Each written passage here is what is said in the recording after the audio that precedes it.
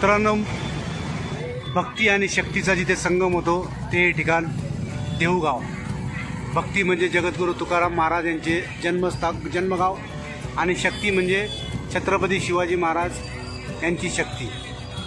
हीच ती मुख्य वेस. इथून आता आपण आतमध्ये देऊगावामध्ये जाणार आहोत. चला माझ्यासोबत. तर हीच ती 14 टाळकरी वेस. मुख्य वेशीपासून एक 5 मिनिटांच्या अंतरावर आहे.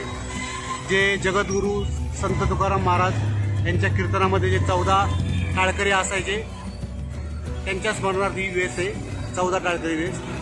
चला आता आतमध्ये जाऊ आपण. आता आपण आलेलो आहे मुख्य मंदिरात, जगद्गुरू श्री संत तुकाराम महाराज संसद. हे पाहू शकता तुम्ही. खूप सुंदर अशी तुकाराम महाराजांची गरुडावर बसलेली मूर्ती आहे आणि एक खूप सुंदर असं प्रवेशद्वार आहे, पाहू शकता तुम्ही. तर चला आता आतमध्ये जाऊ आपण. प्रवेशद्वारातून आतमध्ये इथे कासव आहे. या मित्रांनो, हे तुम्ही प्रवेशद्वार पाहू शकता. खूप सुंदर असं प्रवेशद्वार आहे. या माझ्यासोबत. इथे राममाता मंदिर आहे. खूप सुंदर असा परिसर आहे मित्रांनो, पाहू शकता तुम्ही.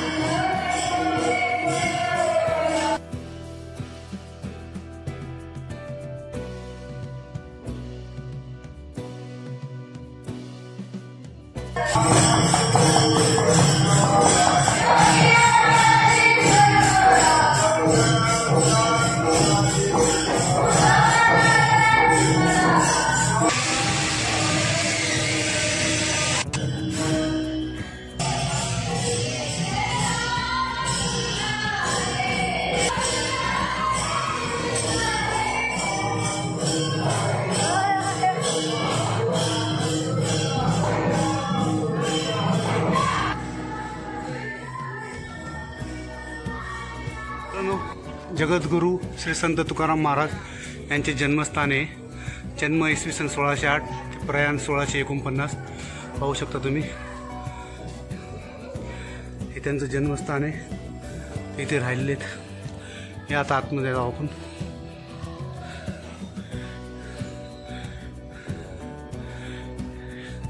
हे पहा मित्रांनो, हे पाहू शकता तुम्ही. हे त्यांचा जन्मस्थळ आहे.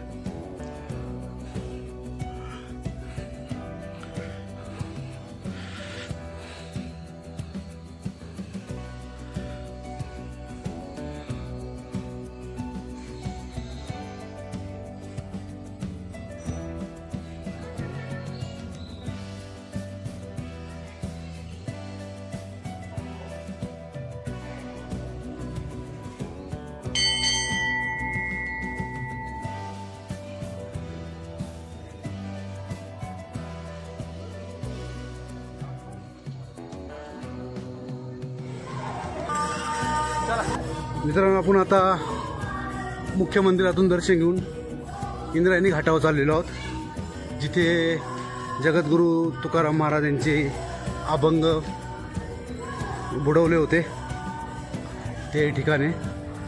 हा इंद्रायणी घाट आहे मित्रांनो. हा सुंदरसा असा इंद्रायणी घाट आहे, पाहू शकता तुम्ही.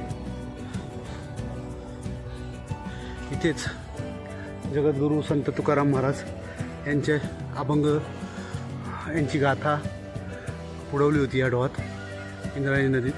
आणि इथेच ती डोहाच्या बाहेरही आली होती. असा खूप सुंदर असा इंद्रायणीचा घाट आहे, पाहू शकता तुम्ही मित्रांनो. जगद्गुरू संत श्रेष्ठ तुकाराम महाराज इथूनच सदैव वैकुंठाला गेले. हेच ठिकाण,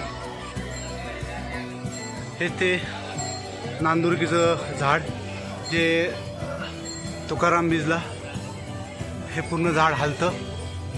तुकाराम बीजला संत तुकाराम महाराज सदैव वैकुंठ गमनाला गेले. हेच ते नांदुरकीचं झाड पाहू शकता तुम्ही.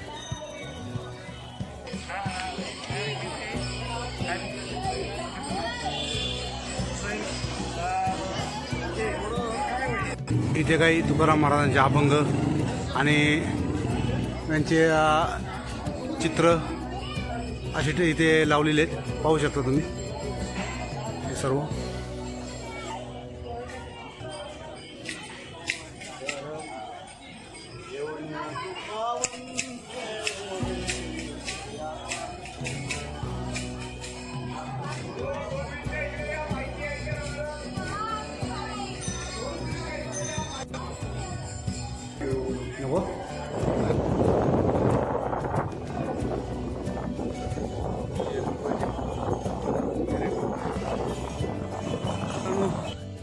हे पहा, खूप सुंदर असं जगद्गुरू संत तुकाराम महाराजांच्या गाथा मंदिर आहे, पाहू शकता तुम्ही. खूप सुंदर असं मंदिर आहे. संत तुकाराम महाराजांच्या अभंग अंदाजे 4500 ते 5000पर्यंत त्यांचे अभंग त्या महाराजांनी रचलेले आहेत. त्यातले काही निवडक अभंग इथे गाथा मंदिरामध्ये संगमरवरी दगडावर कोरून इथे लावलेले आहेत. तर पाहू शकता तुम्ही, खूप सुंदर असं गाथा मंदिर आहे. मंदिराच्या दोन्ही बाजूला हत्तींचे शिल्प ठेवलेले आहेत, हे पाहू शकता तुम्ही. हत्तींची खूप हुबेहूब प्रतिकृती इथे बनवलेली आहे. ह्या साईडला पण एक आहे. या अशा पद्धतीने खूप सुंदर अशी हत्तींची प्रतिकृती बनवलेली आहे. या आता आपण मंदिरात जाऊया. हे पाहू शकता मित्रांनो, खूप सुंदर असं मंदिर आहे, गाथा मंदिर. प्रवेशद्वारावर महाराजांचा अभंग लिहिला आहे. तुकाराम तुकाराम नाम घेता कापे यम, धन्य तुकोबा समर्थ जेने केला पुरुषार्थ, जळी दगडासहित वह्या तारी येल्या जैशा लाह्या, म्हणे रामेश्वर भट द्विजा, तुका विष्णू नाही तुझ्या.